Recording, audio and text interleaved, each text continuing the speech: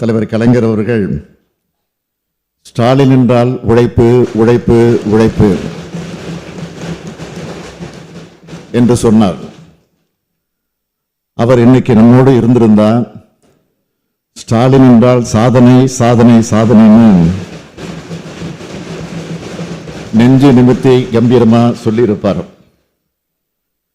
என்பதை நான் ரொம்ப பணிவோட சொல்லிக்கிறேன். I think he lives in fools Paradise நினைக்கிறேன். நீங்கள் ஜம்மு காஷ்மீர் முதல்வர் ஃபரூக் அப்துல்லா வந்து அவர் பையனுக்கு வந்து ஒமர் அப்துல்லாவை முதல்வர் ஆக்கினார். முலாயம் சிங் யாதவ் அவர் பையனை வந்து முதல்வர் ஆக்கினார். அதே மாதிரி இங்கே கர்நாடகாவில் கூட தேவகவுடா அவர் பையனை முதல்வர் ஆக்கினார். ஏன் கருணாநிதி மட்டும் ஸ்டாலினை முதல்வர் ஆக்கலை? அவருக்கு நல்லா தெரிஞ்சிருக்கு நம்ம பையன் ஒரு தத்தி அப்படிங்கிறதுனால தான் அவர் முதல்வர் ஆக்கலைன்னு.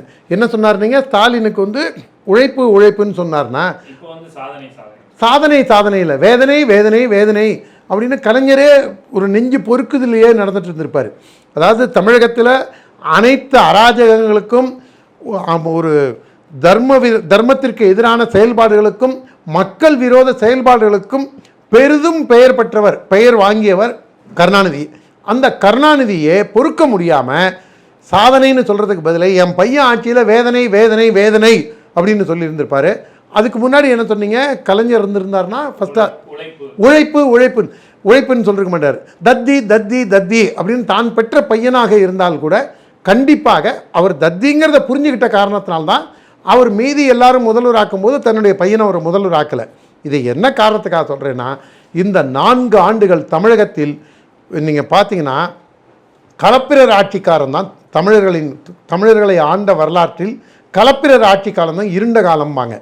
அதை போன்ற இருண்ட காலம் 2006-11 கருணாநிதி முதல்வராக இருந்தபோது நில அபகரிப்பு, லஞ்சம், ஊழல் என்று பல்வேறு விதங்களில் அதுதான் காட்டாட்சி, இருண்டாட்சி என்று நினைத்தேன்.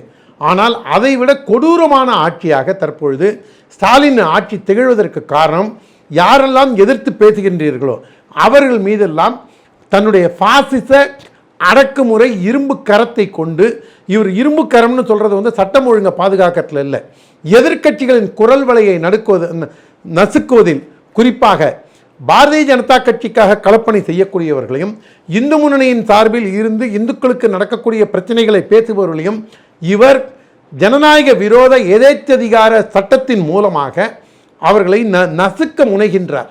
இவர் ஒரு பாசிசத்தின் உச்சமாக நாஜி போன்று செயல்படுகின்றார் என்று தமிழக முதல்வர் மீது நான் குற்றம் சுமத்துகின்றேன். என்ன காரணம் என்றால், நீங்கள் அது அந்த அறுபடை வீட்டில் முதலாம் படை வீடான திருப்பரங்குன்றம் விஷயமாக இருந்தாலும் சரி, சோசியல் மீடியாவில் மோடியை விமர்சிப்பவர்களை நாம் கடுமையாக விமர்சிப்பவர்கள் மீது விமர்சனம் வைத்தாலும் சரி, அல்லது தமிழக அரசு இங்கெல்லாம் சறுக்குகின்றது, தமிழக அரசு இங்கெல்லாம் ஊழலில் ஊறி திளைக்கின்றது என்று நாம் கடுமையான குற்றச்சாட்டுகளை வைத்தாலும் கூட, யாரெல்லாம் குற்றம் சுமத்துகின்றார்களோ அவர்களை சிறையில் தள்ளி குரூர இன்பம் காணும் ஒரு சாடிஸ்ட் போன்று தமிழக அரசு திராவிட மாடல் ஆட்சி நடந்து கொள்கின்றது. இது ஒரு முதல் காரணம். இரண்டாவது காரணம், தமிழக பிஜேபி மது ஒழிப்புக்காக ஆர்ப்பாட்டத்தை முன்னெடுத்தது, வங்கதேச இந்துக்களை பாதுகாப்பதற்காக ஆர்ப்பாட்டத்தை முன்னெடுத்தது, திருப்பரங்குன்றம் போராட்டத்திற்காக ஆர்ப்பாட்டத்தை முன்னெடுத்தது.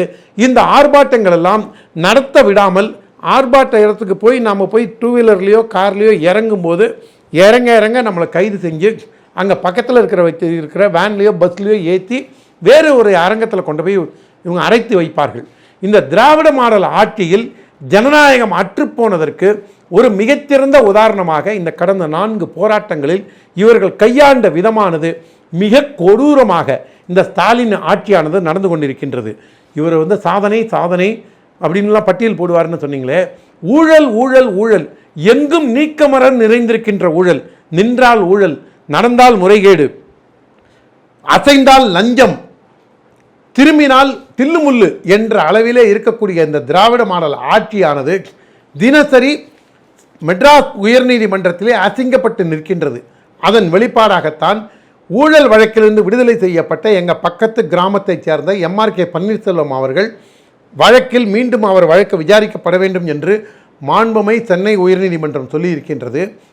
பெரியசாமிக்கும் இதையே சொல்லியிருக்கின்றது, துரைமுருகனுக்கும் இதையே சொல்லியிருக்கின்றது. அப்புறம் நின்று படுத்து அப்படின்னு சொல்லி சைவ வைணவத்தெல்லாம் கேவலப்படுத்தினாரு. ஒரு அயோக்கியத்தனத்தின் உச்சபட்சமாக அதை பாருங்கள், பெருமையாக வேற சொல்கிறாரு. கடந்த 35 ஆண்டுகாலமாக நாங்கள் இப்படி தான் வக்கரமாக பேசுகிறோன்னு ஒப்புதல் வாக்குமூலம் கொடுத்தாரு பாருங்க. பொன்முடி, அந்த பொன்முடிக்கும் மீண்டும் விசாரிக்கணும்னு சொல்லி கோர்ட்டை சொல்லியிருக்கு.